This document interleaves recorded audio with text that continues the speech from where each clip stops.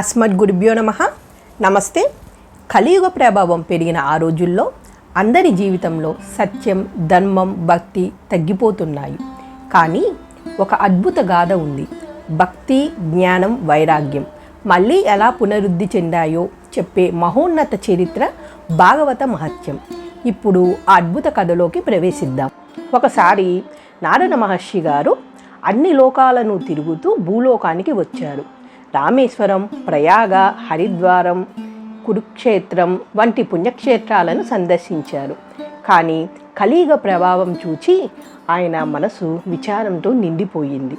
ప్రజల దుస్థితి, నమ్మకాల క్షీణత, నీతి మాలిన ప్రవర్తన చూచి దిగులు పడ్డాడు. అలా నారదుడు యమునా నది తీరానికి చేరుకున్నాడు.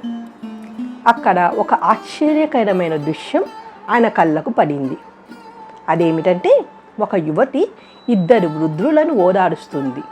12 మంది స్త్రీలు వారిని కాపాడుతూ ఉన్నారు. ఇంకా 100 మంది వారిని సేవిస్తూ ఉన్నారు. ఆ యువతి నారదుని చూచి ముందుకు వచ్చి నమస్కరించింది. ఆమె ఎవరంటే భక్తీదేవి అన్నమాట. భక్తీదేవి తన గాథను నారదునికి వివరించింది. నేను భక్తి, ద్రావిడ దేశంలో పుట్టాను, కర్ణాటకలో పెరిగాను, మహారాష్ట్రలో కొంతకాలం గడిపాను, గుజరాత్లో యవ్వనం పొందాను. కానీ కలియుగంలో పాపాలు పెరిగి నన్ను బలహీనురాలను చేశారు. బృందావనం వచ్చాకే మళ్ళీ కొంచెం యవ్వనం వచ్చింది. ఇక్కడున్న ఈ 2 వృద్ధులు నా కుమారులు, జ్ఞానం మరియు వైరాగ్యం. వారు బలహీనులై శక్తి లేని స్థితిలో ఉన్నారు. నారద, వారిని తిరిగి యవనంలోకి తీసుకొని రావటానికి మార్గం చెప్పు అని వేడుకుంటుంది. జ్ఞాన వైరాగ్యాల పూర్వ వైభవం నేను తీసుకొస్తానని నారదుడు ప్రతిజ్ఞ చేస్తారు. అలా ప్రతిజ్ఞ చేసిన నారదుడు ఏం చేస్తారంటే, ఆ 2కి 4 వేదాలు, పురాణాలు, ఇతిహాసాలు, ధర్మశాస్త్రాలు అన్నీ చెవిలో చెప్పాడు. కానీ ఏ మార్పు రాలేదు. జ్ఞానం, వైరాగ్యాలు తల తిప్పి మళ్ళీ అలా పడుకున్నాయి. ఈ దృశ్యం చూచి నారదునికి బాధ వేసింది. తన ప్రతిజ్ఞ నెరవేరదేమో అని తపన పట్టింది. అప్పుడు ఆకాశవాణి వినిపించింది, జ్ఞాన వైరాగ్యాలు మళ్ళీ యవనం పొందుతారు అని. కానీ దానికి ఒక సత్కార్యం అవసరం, అది త్వరలో నీకు తెలుస్తుంది అని.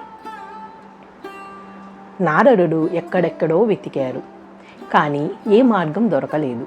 బాధతో బద్రికాశ్రమానికి వెళ్ళి శనకాదులను దర్శించారు. శనకాదులు నారదుడిని ఆత్మీయంగా పలకరించి అడిగారు, ఎందుకింత విచారంగా ఉన్నావు? నీవు పరమ భక్తుడివి కదా అని.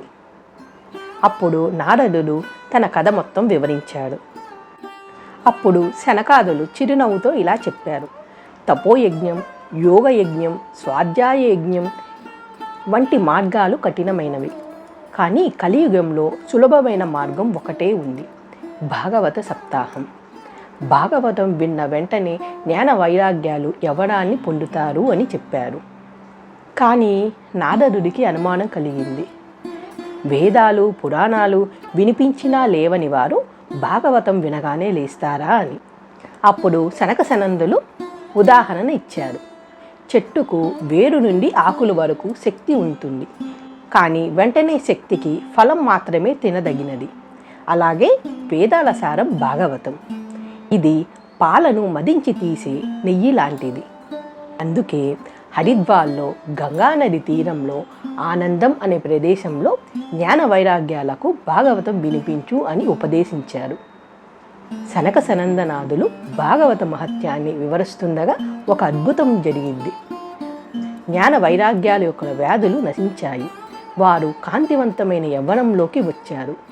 అన్ని లోకాల నుండి దేవతలు, రాక్షసులు, యక్షులు, గంధర్వులు, నదులు, పర్వతాలు, మహర్షులు, ఋషులు అందరూ వచ్చారు. అందరూ ఒకే ఉత్సాహంతో భాగవతం వినడానికి చేరుకున్నారు. ఆ సమయంలో సుఖయోగేంద్రుడు కూడా వచ్చి భాగవత వక్త అయ్యారు, అంటే చెప్పేవాడయ్యారనమాట. అక్కడే ఇంకో అద్భుత దృశ్యం ప్రత్యక్షమైంది. భక్తి, జ్ఞానం, వైరాగ్యం ఉల్లాసంగా లేచారు. పైనుంచి ప్రహ్లాదుడు తాళాలు పట్టుకొని భజనలు చేస్తూ, అర్జునుడు రాగకర్తగా, సుఖయోగేంద్రుడు వక్తగా, నారదుడు వాయిద్యాలతో. అప్పుడే సాక్షాత్తు శ్రీమన్నారాయణుడు లక్ష్మీదేవితో కలిసి గరుడ వాహనమపై ప్రత్యక్షమయ్యారు. అందరూ పులకరించి నమస్కరించారు.